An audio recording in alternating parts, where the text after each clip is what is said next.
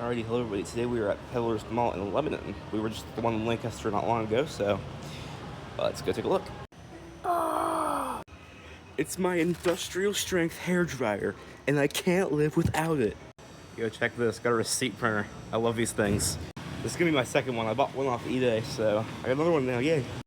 I was hoping for a dot matrix one, but as far as I can tell, it's thermal, so that's unfortunate. But hey, it's still a receipt printer. All right, let's test it out. I think it goes in this way.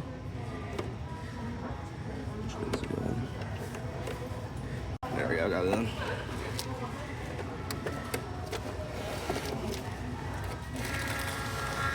Computer feed works.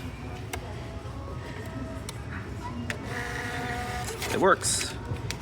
Nice.